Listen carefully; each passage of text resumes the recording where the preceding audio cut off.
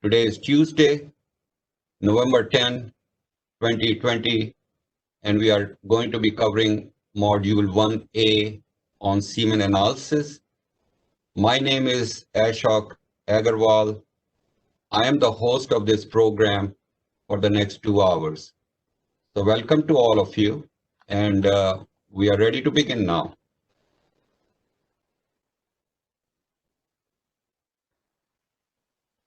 I want to declare that we don't have any conflict of interest. As you can see, the program was completely organized by the support from our center, and no companies or outside entities were contacted for any kind of sponsorship.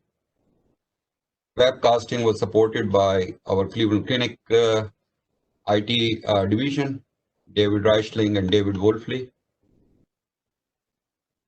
Course faculty have donated their time for this online training. Program coordinators, and we have 7 of them who have volunteered their time for this training. And more importantly, the names, images, and description of certain products or instruments, which you will see during the lectures, are being used routinely in our andrology lab, and we are not endorsing any of these as speakers. So today's program is going to be including Module 1A, which is manual semen analysis, which you have seen in the announcements that we have provided you. I am in charge of the andrology program at Cleveland Clinic, and I'm also the director of the American Center for Reproductive Medicine. I wear a couple of different hats. I am very much involved in managing the diagnostic lab of the Cleveland Clinic, as well as our program in male infertility research in Cleveland Clinic. We are recognized as the #1 program in the world in the fields of male infertility, andrology, and human-assisted reproduction. And this is based on the number of peer-reviewed publications, based on the number of citation scores that we have, and also based on the H index. And these are the numbers that anybody can check anywhere in the world. If you go into Scopus database that rates every single researcher or author in the world.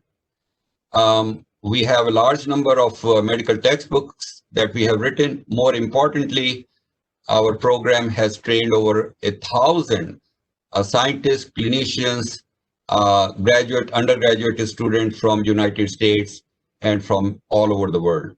So I'm very fortunate to be running this program along with the very talented team of people who you will meet some of them today.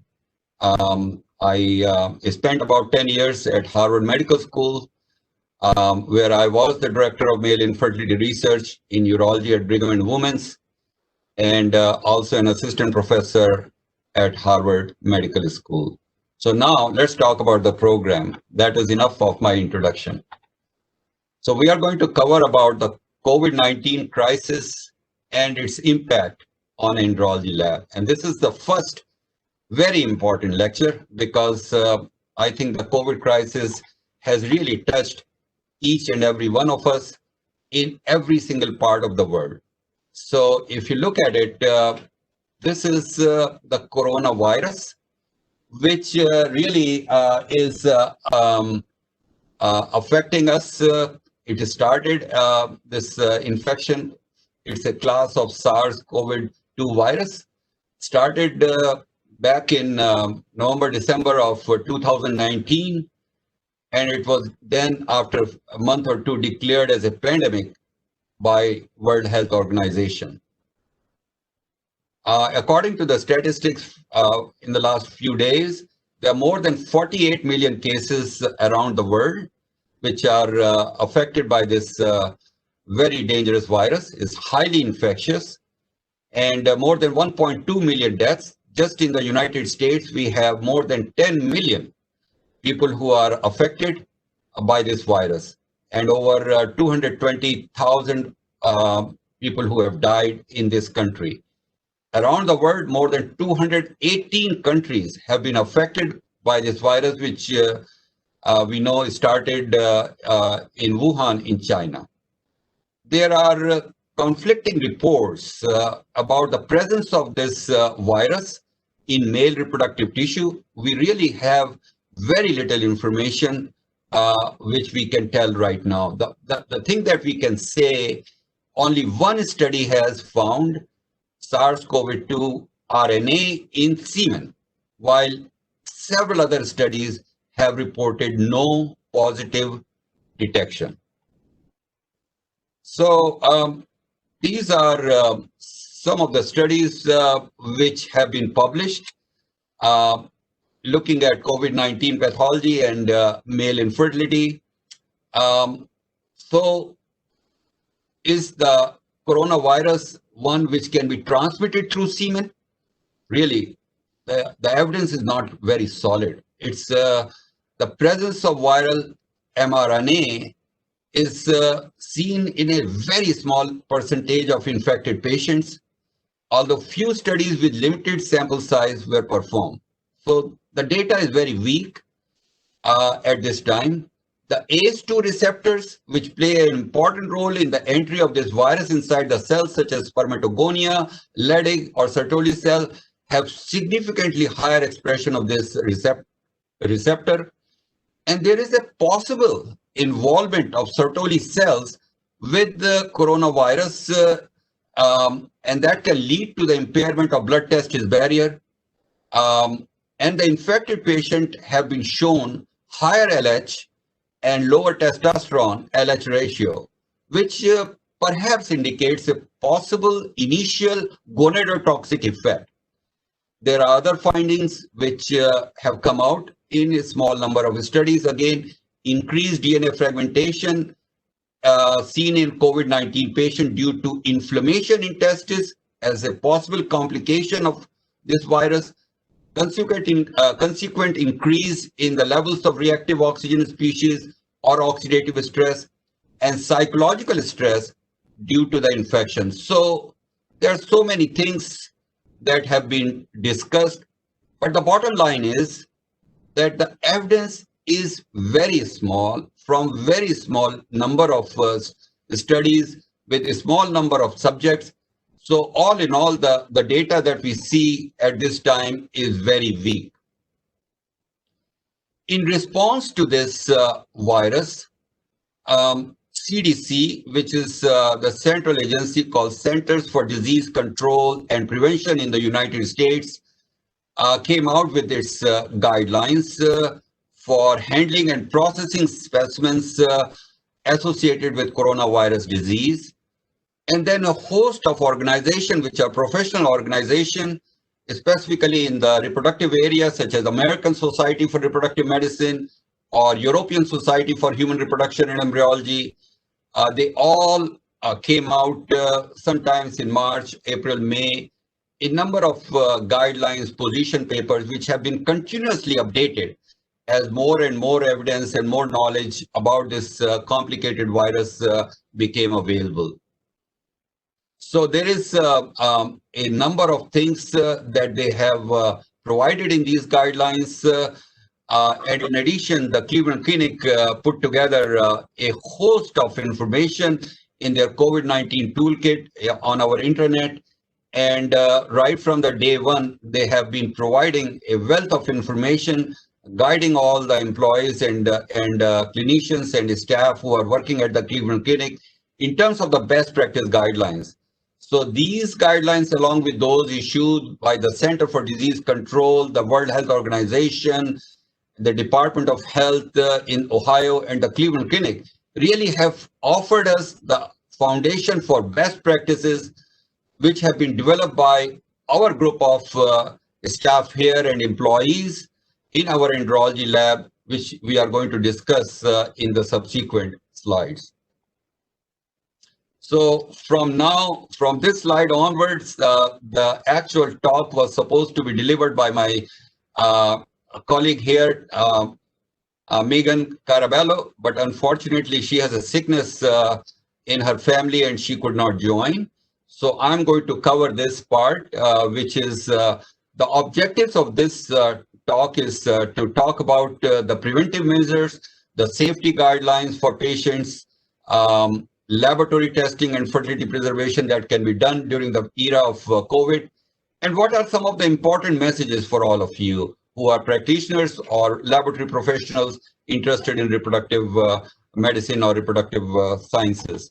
So, looking at the symptoms of COVID-19, the major symptoms of COVID-19, which appear anywhere from 2 to 2 weeks after the exposure, include fever, chills, cough, shortness of breath, fatigue, muscle or body ache, headache. So, all of these symptoms really precede the actual full-blown infection. So, I think those are things that we all need to know. And these are being very well explained. Here at the Cleveland Clinic, the institution created a app or an applications where the employees are required to self-screen prior to reporting to work. So this is a fairly simple app that we can all download, and we enter our information, log in, and then we report if we have any kind of symptoms. If we have no symptoms, then we log in, and that it gives you a COVID pass telling you as an employee you are clear to go ahead. You don't have any symptoms and you can go ahead and start working. So the employees are required to self-screen prior to reporting to the work. And COVID-19 pass is really intended to give the employees and staff the opportunity to reflect on their own health status as it relates to COVID-19 symptoms. If they do report a symptom, then they report, then they can go to the employee health and get proper evaluation and medication as required. The employees are also screened every single day by thermal scans in every single area of the Cleveland Clinic. They are required to wear the face mask. I'm not wearing right now because it'll be hard for me to speak, but this is my mask that I have to wear right from the time that I come out of the garage of the car in the Cleveland Clinic lot, everywhere in the neighborhood and in every single building until I leave from the premises and the area of the Cleveland Clinic. So this is a requirement. But more importantly, if the temperature shows above 100.4 or higher, then they will be asked to go to the clinical triage area and see a nurse or a physician, and they have to report. Otherwise, they are clear to work.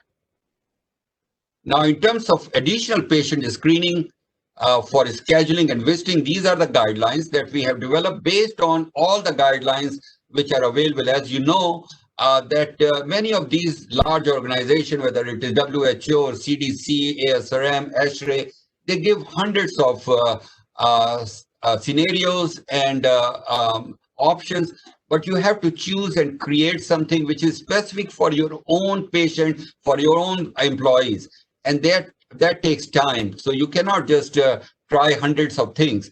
It will make everyone go crazy. So it takes time to develop things which are really customized for your own area. So here, for our patients and visitors, we ask a set of screening questions to really identify the symptoms and risk of COVID-19. The standard questions that we have are, have you been in contact with someone who has been confirmed or suspected to have COVID-19? Do you have any new or worsening symptoms of COVID-19 today? Have you had a COVID-19 viral test within the last 14 days? If yes, please provide the result. Have you traveled internationally in the last month? If yes, please provide the location. So these are questions that every single patient has to answer, and all of us, when we are scheduling a patient for an appointment within the andrology program, these are questions, but these are questions that are asked by all schedulers in every single department within the Cleveland Clinic. So these are very, very important questions, and these really tell us if these patients are symptom free and they don't have any kind of risk, and they can be actually scheduled for a visit in a different department. Now, in terms of the preventive measures that we have formulated for employees as well as for physicians, first for the employees, to make sure that there is no risk of COVID-19, are making sure that there is a personal space or there is enough room for people to work, at least as recommended by CDC. There is personal hygiene, that employee cover their mouth when they're coughing or sneezing, wash their hands, wear face covering. They should not touch eyes, nose, or mouth. Stay home when they're sick. Use hand sanitizer when washing is not available. Clean and disinfect frequently touched objects and surfaces. So these measures are well described in the media, in all the guidelines that you all must have heard. So in terms of the specific steps within the andrology area, we clean and disinfect all our surfaces with EPA or Environmental Protection Agency's approved disinfectant prior to the first patient being seen in the andrology lab, in between and after each patient and visitor, and also at the end of the day. So in other words, you have to keep on cleaning multiple times.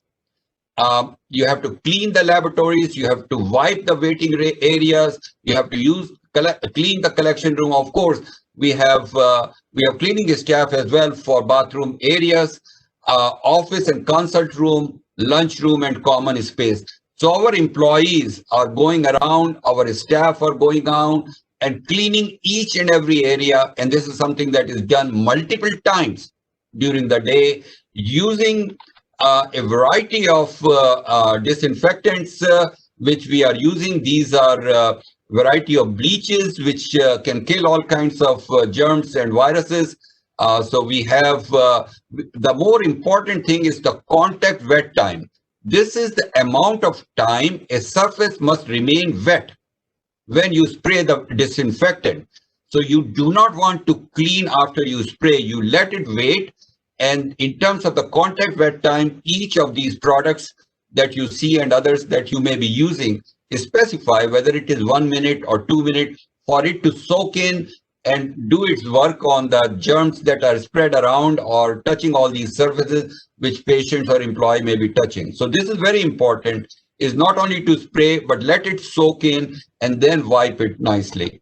Now, in terms of the spatial recognition or social distancing, there is a 6-foot distance required at all time, and that we have pasted the signage throughout the facility as a reminder, and you will see it on the walls, on the carpet, on the chairs, in every single place to remind people working or the patients that they need to maintain this social distancing of 6 feet away from everyone.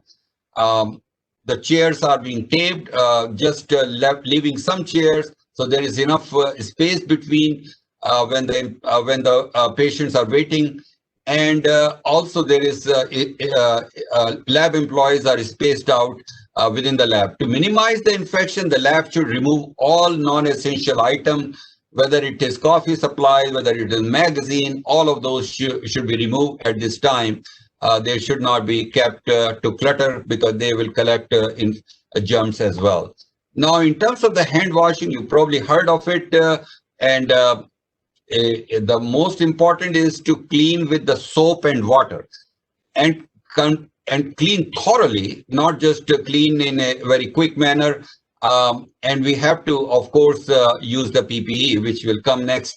So you have to clean your hands when they're dirty or contaminated, before eating, after using the restrooms, and then you can also use the alcohol rub when hands are not visibly soiled, or upon entering and exiting a patient room. So these things are extremely important in maintaining that you can avoid any kind of infection or have any kind of touch with the viruses.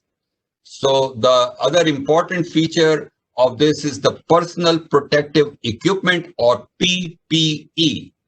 And the most important recommendations, which are mandatory at the Cleveland Clinic, are every single doctor, every single nurse, every single employee, every single person in the family of the Cleveland Clinic and its various hospitals, more than 70,000 people around the United States and around the world, must wear the face mask every single day at all times, every single time. They should also have protective eyewear with the protective glasses or face shield where there is a possibility of any kind of aerosol. They must wear the lab jacket or lab gown, which should be disposable, and they should wear the gloves. For the patient and visitor, they must have the face mask. If they don't have that, you can provide a face mask, or we provide a cloth mask. So the patient who are entering into our facility must wear the mask, but if they are not carrying it, then we provide that to them. Universal precaution and biological safety are very important approach to infection control, to treat all human blood and certain human body fluid as if they are known to be infectious for all kind of infectious diseases such as HIV, hepatitis B, and all other blood-borne pathogens. And we really need to use the biosafety practices for patient samples that are positive for various types of infection, COVID-19 positive patient, and also for semen cryopreservation is pump banking samples. And they should be performed under a biological safety hood, which is BSL-2 hood. This is a special category of hoods that are categorized for use for these kind of infectious conditions. And in terms of the actual types of waste disposal method, the biohazardous trash, which you see on the right side with a large container and a red color biohazard bag, at least in this country, are used for all kinds of things such as towels, linens, collection containers, condoms. And then we have pipettes, pipette tips, soil lab jacket, gloves. And then we have the sharp container, which is used to dispose, which is on the bottom of the right panel, used to dispose all glass products, needles, and metal products. So those should go into very specific containers. Once they are filled, they are locked, and then they are sent for disposal through the Cleveland Clinic biological safety disposal team. Another important aspect which has been created at the Cleveland Clinic is this 4-color coded visitation level. This really is important because current status here at the Cleveland Clinic is red, which means no visitors unless special assistance is required. Only patients should be allowed. And we in the andrology use the staggered appointment times, so giving enough time, at least 1 hour for each patient. Unlike in the previous time when we can have 3 or 4 patients within 1 hour, we changed our practices back in June of this year when the lockdown was lifted, that only 1 patient per hour. So we staggered to give enough time for the patient to arrive, go through the process of provide us the sample, and leave comfortably before the second patient comes. So there is very little or no overlap between the first and second and the third patient. And we don't allow any kind of accompanying person, the wife or family member. They should sit outside in the car, but they cannot enter within our premises to protect them as well as all the employees. So the take-home message here is really that yes, there are very few reports of COVID-19 in semen, and with a very small sample size, while other studies have failed to document this finding. However, we cannot minimize the dangers of coronavirus. It is a highly infectious virus, a very highly infectious and dangerous virus with a very high degree of fatality. certainly in the older group of patient, but also in as well as in younger patients we are seeing. So, and more importantly, we haven't really seen good studies with large sample size. So, I think prudence and precaution is really mandated. Uh, we can still provide andrology services at this time in a safe environment. We encourage the use of PPE, of personal protective equipment, social distancing, and screening of employees. Using patient and visitors mitigates the spread of coronavirus. So I believe that we have to provide the services to our patients, whether it is patients of infertility, patients who are cancer, who are the most vulnerable group, and who may have a very small fertility window. And this is the consensus of an expert group drawn from all over the world, which was published a few months ago under the leadership of Dr. Sandro Esteves. And the group actually provides the blueprint for opening up. It has been several months that this article was published, and allow andrology services to be provided in a safe, careful manner to the patient who really require these services with us at this time. So I want to thank my team here and many of our colleagues and trainees. These are many of our past trainees who came in front of the Andrology Center. The picture is in the front of the Andrology Center. And this is a picture of the Cleveland Clinic that you see here. A beautiful spring day. And one of our institution here, the big building, represents the cardiac center of the Cleveland Clinic. So thank you very much. This finishes the first talk, and you can connect with our program. We are posting daily our research activities, large number of research articles. You have free access to all these publications that we are offering. We are also sharing our latest research presented at ASRM, which is American Society for Reproductive Medicine, European Society for Human Reproduction, American Urological Association. Also, you can learn about our research opportunities and ART training, which are online ART training and opportunities to collaborate.